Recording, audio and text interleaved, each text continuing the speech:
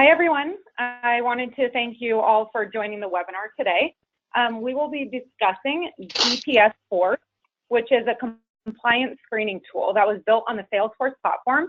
It permits you to perform screening right in your Salesforce instance.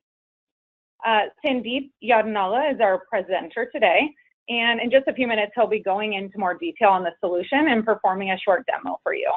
But first, I'd like to just quickly go through some housekeeping tips on the next slide. On the screen, you will see a GoToWebinar panel. You will have a similar GoToWebinar panel where you can type any questions you may have that arise during the webinar. We will make sure to address all questions at the end of the webinar. If we're not able to get to yours, we'll be sure to follow up with you after. This webinar should be less than an hour, so I'm sure we'll have time for questions at the end. But yes, if you do have questions, type them into the box and we will answer them following the presentation and demo. On the next slide, I'll just quickly go over a little bit about Krypt. So Krypt is a global firm. We support small and large enterprises in their business and system solutions in the areas of trade compliance, transportation, warehousing, blockchain, and cloud, to name a few of the areas. We have offices across North America, Europe, and Asia Pacific, and we have customers in over 100 countries. On the next slide, I'll quickly review some of the resources that we have available to you. So we do pride ourselves with thought leadership. We co-innovate with our partners like SAP, and we have authored 7 books to date around some of the supply chain solutions, including trade compliance. We also have white papers and case studies available on our website, which are free to download if anyone is interested. And these books are also available for purchase. One of them, our most recent ones, detail trade compliance in SAP GPS, and it's kind of a user's guide, which some folks have found interesting and applicable if you are looking at the SAP GTS solution. On the next slide, just quickly outlines some of the products and innovations that we have created and provide to our customers. These are complementary to a lot of the SAP products, but they also work with other ERPs. One of them is Krypt Visibility, which is basically an analytics and reporting tool that gives you insight into your supply chain and allows you to act based on the alerts and insights that you're receiving. Krypt Cloud is a cloud solution, as the name indicates. It basically allows you to put your supply chain solutions on the cloud. So it allows you an alternative to an on-premise solution if that may better suit your business needs. Krypt Connect is allowing you to connect SAP solutions to any ERP. As I mentioned, we do support a lot of the SAP solutions. So if you have a legacy or a non-SAP ERP, we do have those connectors, which would allow you to use SAP's solutions regardless of your backend systems. Krypt UX is leveraging solutions like Fiori and Screen Personas. It's basically a usability user interface tool for your internal teams. And then Krypt Concierge is a support package which allows you to have on-demand access to different support and needs throughout the year. This next slide just quickly shows a screenshot of some of our customers. I'm sure you've heard of a lot of them. We focus on a lot of the Fortune 500, Fortune 1000 companies globally. At this point, I will go ahead and hand it over to Sandeep. He can walk you through kind of our agenda for the day and dive right into the webinar. Hello, and good evening, good morning, good afternoon to everyone. So this is Sandeep. I'll just go through the overview and then we'll go along discussing all the different aspects of the solution that we are looking at, which is DPSForce on the Salesforce platform. So the application is built on Salesforce App Exchange. So it does business partner, which is your customer and vendor denied party screening. It's a standalone trade application, so it's a denied party. Its denied party list database will be maintained in Salesforce, and the content will be kept up to date by Krypt. So as and when we get the information, that will be uploaded into the system. And the phonetic algorithm is what powers the search engine on this app. And this app is available both on iOS and Android through the Salesforce app that is also available on those respective app stores. And it's also available for free to download from appexchange.salesforce.com. So now the first question is, what is denied party, right?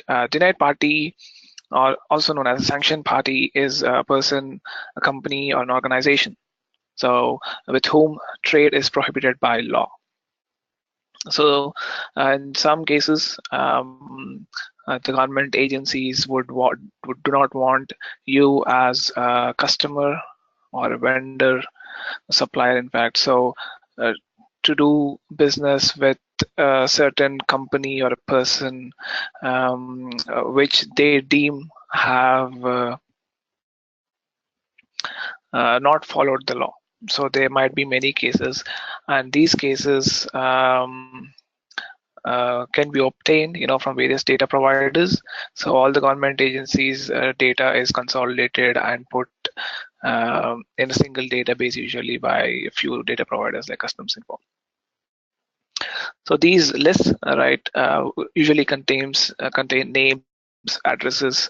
These include company names, PO boxes, and in many cases, even the middle names as well, if available. So there's a lot of information in that.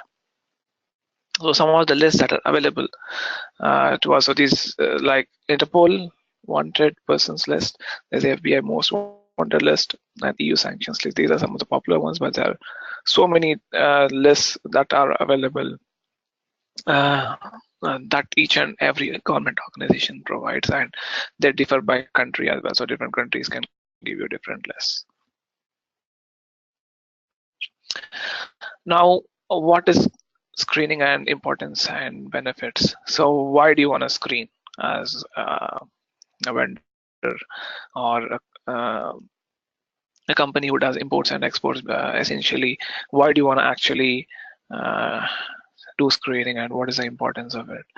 So denied party screening is a process in which business partner name and address is checked against one or more of the denied party list to ensure that they're not doing business with the denied party.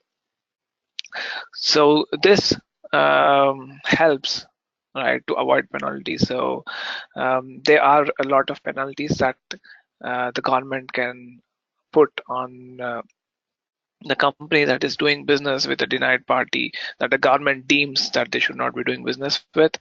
And there could be heavy fines, there could be cancellation of the trade license, and in some of the cases, it could actually be jail time as well. So the extreme cases, and as a company that does these trade, you would not want to get in trouble with the government. So all of this can be avoided, by carefully screening every customer and vendor or any business partner, in fact, against the denied party list. So this can be done manually, right? So you go and actually do a search on the internet or any of those government websites and see, okay, is the partner. So there are like hundreds in some cases of these websites that you can go and check. But if you don't have enough time to do that manually, or if you don't want to cause any mistakes, so it would so that is where the DPSForce app, so the DPSForce app comes into play. So this app consolidates consolidates all the names and addresses of all the denied parties into a single place, and this would help you prevent all the errors. So I briefly mentioned about phonetic search. So phonetic search is a search engine that powers this app. So phonetic search by indexing words by the way they are pronounced and performing search on the pronunciations. So this essentially works on English language, the algorithm that is in this application. One of the examples that you have on the screen here is a name in English written as Albrighton Allen or Allen Albrighton. So Albrighton is the second name, Allen is the first name. So when this name is converted into phonetic language, so it is written, the alphabets are reduced drastically, but still how you pronounce this name stays the same. So you still pronounce Albrighton Allen, but the number of characters right in Allen has reduced from 5 to 3. And if you see the last name, you only have like 6 characters. So that is what the actual phonetic search is. We'll go deeper into that later on. So this is how the app on the desktop looks like, right? So you have an option to enter the address, details of the customer, vendor, or the business partner, which will be searched against the database that we have in this application of denied parties. So you have option to enter the name, you have the option to enter street, the city, and the country code. So country code is usually the ISO country code when I say enter country code. So that is globally accepted. So the example that we saw earlier, the Albrighton Allen, right? If you can see on the screen, not everyone would spell Albrighton Allen in the same way, right? So in this case, the actual denied party database has Albrighton with double L and double T, and Allen with a double L. But when you do the search, you can actually enter, only, something that is spelled a bit differently but sounds the same, like Albrighton Allen with only one L and one T. But if you do the search, it will give you a percentage match on that. So you will still get the relevant results because of the phonetic search algorithm.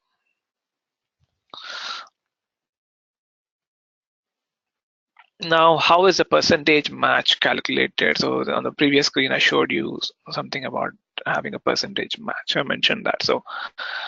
So in this, let us consider a scenario where you have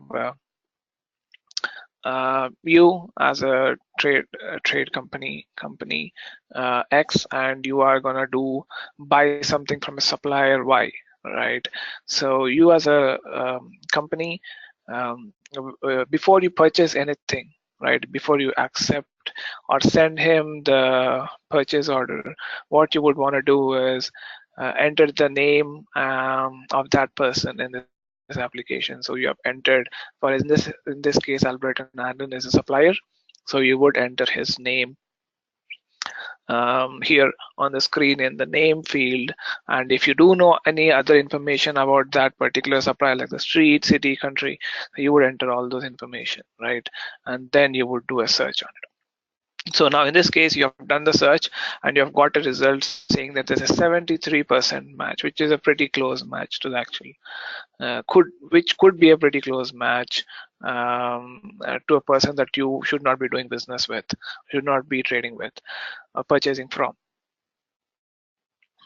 So as you can see, right, the percentage match works on phonetic search algorithm. So specifically, right, the percentage matching based on the principle of Levenstein's distance for each word, and then an average is calculated among all input words in the sentence. So we are leveraging Levenstein's distance as part of the phonetic algorithm. So there are different types of phonetic algorithm search that are available, and one of those which we are using is the Levenshtein's distance, which is pretty accurate when it gives out search results. So Levenshtein's distance is a string metric for measuring the difference between two sequences. So if you can see on the screen the example, right, how it works on an actual name is shown there. So if you see the Albright and Allen, and the actual name that is on the database, Albright and Allen. So in turn, it actually works on the phonetic. It converts it into the phonetic word, phonetic name, and then it does this Levenshtein distance match and figures out, okay, what is the percentage that we are supposed to show for the match that has happened. So this is another case that we have here where you do not know much information. So let us, in the example that we considered earlier, the company X as you as a company X and the supplier Y, right? You do not know much information about him. So what you would want to do is, even though you don't know much information, you can still enter what you know here on the app, and the app will give you results. In this case, let's say you only know like some part of it, just maybe the first name. So you just enter the first name and it will give you results, and it will give you percentage matches of all the results that it has. And if each screen shows 10 results, and you have a button, next button there, which will take you to the next set of results. And all these results are sorted by the percentage match. So as you can see that there's a match column, and then the percentage match will appear against each and every one of those address entities, which is a name, street, city, and country.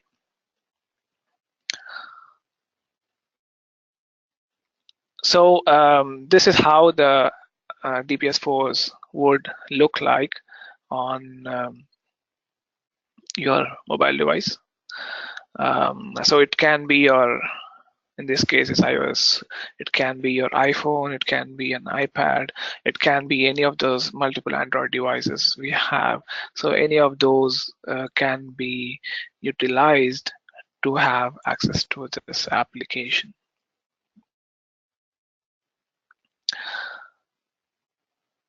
So before going ahead, so I will go into the demo of this. I would want to bring up the Salesforce application. Right. So I will do the search on the example that we considered, Brighton Allen. So if I do a search here, if you can see, there's a search. There's a nice graphic there, and then it brings up the actual match here. In this case, it found only one match, and it shows that it has 73% match. And as you can see, the spelling, right, is how I spelled it is different, and what is available actually on the database is different. So what I would do is, in case, there would be cases where you would actually more information, you would know more information of that particular business partner. Let's say I know the city. So I would just type in the city, but as you can see, I have deliberately misspelled it. So not everyone spells it the same way, right? So I've deliberately misspelled it, and I'm going to do a search on that. So as you can see, the search percentage here as it shows as 73%, and the city percentage is 88%, and the mean of that has come up to a match of 80%. So all the results that you would see on the screen would be sorted according to this particular percentage match column. And if you know the country, let's say that he is from, this person is from the United States, then you would put his name, and then it would also do a search and give you the result. For some reason, let's say you also know the street for this person, right? So you would say 1, 2, 3, and then you do a search, and the system would not give you any results. The reason being that as you keep entering more and more information in this application, it would narrow down the results more and more. So the more information you provide, the better results you get. So in this case, you have not received any result because there was no similar match found on the denied party database that is available to us in this case. So let me consider another example.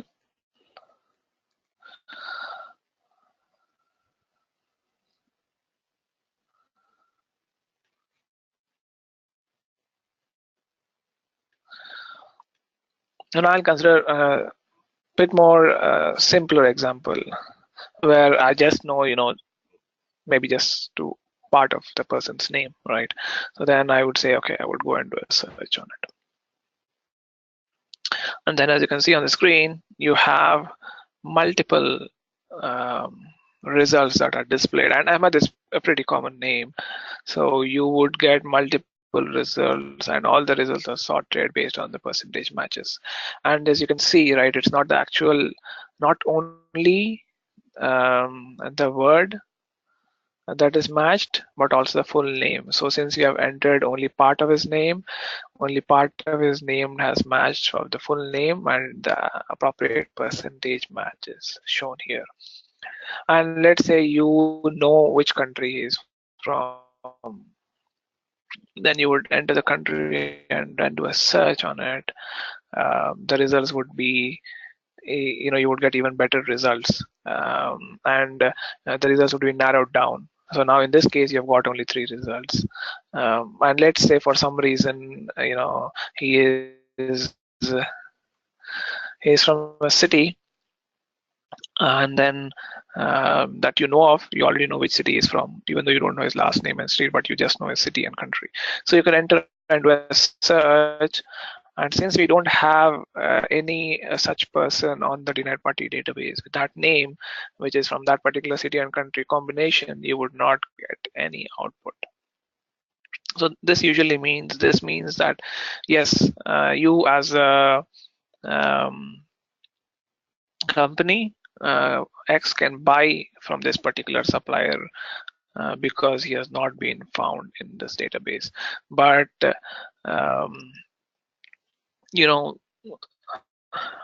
just in case that you do this search, right, and you see that, oh, there are 3 results that have come up, and the most common one, the topmost one on the list is Tariq Ahmed in this case. And then what you would do actually is, in this case, you would actually go back and do a bit more research. Is this the actual person that I'm doing business with? Is this the supplier that I'm going to buy from?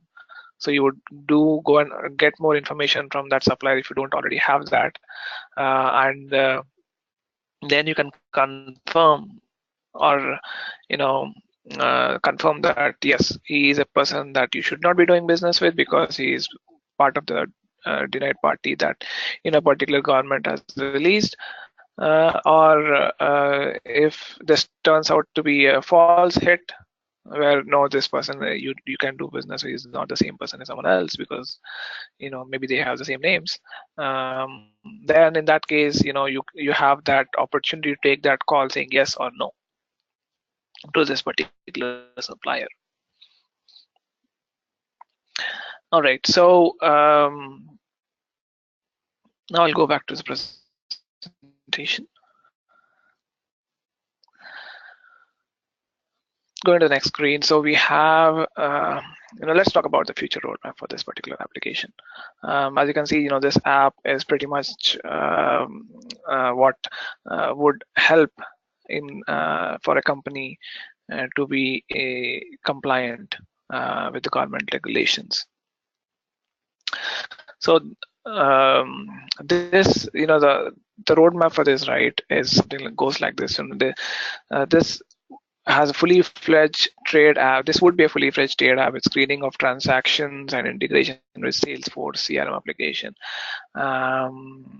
So as some of you might be aware that CRM on Salesforce is pretty popular and a lot of people use it, and integrating that platform and that application with the DPSForce application would be something that is in the roadmap and would actually leverage and give more options to the business. And the next one is integration with SAP, including remote SPL screening using GTS. So as of today, right, there are not many applications that use SPL screening remotely, and one of those offerings that Krypt has is the Krypt Cloud, and integrating DPSForce will give with GTS and the screening that is already built in GTS, which has been the industry standard for quite a long time now. So you can actually switch over from the phonetic algorithm screening that application has by default to the GTS SPL screening. And a few other things that we have in the pipeline, is having an option to choose out of the numerous lists that will be available to you, the denied party list, to choose only a few that are relevant to you as a business. So you can only select probably out of the 100 or 200 kind of lists that you have, probably about 10 or 20 that are relevant for you. The next one is customers marked under denied list will be marked as blocked until released by the compliance manager. So this is where the compliance manager would actually have an opportunity on the app if a partner is blocked, and this has some integration available with CRM. Then you would actually go and say, okay, you can do business with him, or you say no, you should not be doing business with him. You can just stop the transaction right there. And you would also have an ability to maintain any business partner address permanently in the positive or negative list. So even though someone would want to do business, so you're buying from the supplier, so if you maintain that supplier or that customer in this particular list, then let's say you maintain the negative list, then the transaction that you want to use him in would directly be blocked because you have put him in that negative list. And one of the popular features that I would say we are going to add is having notifications over email and mobile app. So the normal app notifications that you get is something that would be added. So if there is a partner block, right, that you have to approve as a compliance manager or deny, you would go into the app and you have an option to say yes or no. And similarly, you would get an email notification from where you would get a link to click on yes and no. Yes, you can do business with him, or no, you should not. So those are some of the things that we have for this particular application that we spoke about. So now I'm going to hand it back to Kayleen. Thank you, Sandeep, for the presentation. At this point, we will open it up to questions. Sandeep, thank you. As you can see on the screen, we have some contact information for you. I think I forgot to put Sandeep's email, but if you do have any questions, you can reach out to me. My contact information is listed here. If you have questions that you'd like to direct to Sandeep, I'm happy to forward them over to him, and we can set up one-on-one calls. So if you have questions, feel free to type them in. We do have a few questions that have come through, so I'll start with those and address any others that come through. Sandeep, the first question for you is, do you need a specific Salesforce package to run the DPSForce application? No, we do not need a specific Salesforce package. Okay, and the follow-up question to that was, is there a price associated with the application? I think the answer to that is it's a free application. Yes, right now it is a free application to use. Yes.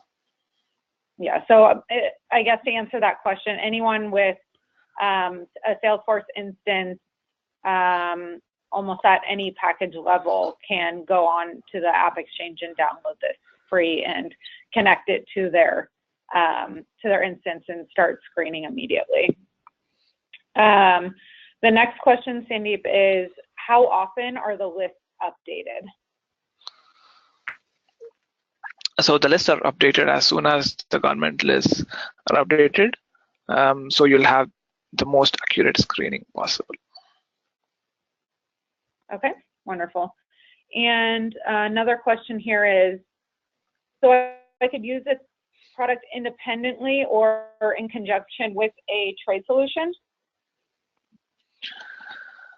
Yes, you can use it, but it won't replace your trade solution. It can support your screening needs, but if you are looking for full trade compliance, some of our customers or many of our customers use SAP Global Trade Services, and we help with implementations and integration, and also customizing the solution. The DPSForce will be able will be integrated with complete trade solutions, such as SAP Global Trade Services, GTS. Okay, perfect. It looks like those are the only questions for right now, but as I mentioned, we are happy to set up follow-up calls with anyone, or if you have any follow-up questions, we're happy to answer those in an email or get on a phone call. But I just wanted to thank everyone for their time today, for joining, and we hope you enjoy the rest of your afternoon. Thanks again, Sandeep, for presenting. Bye-bye. Bye.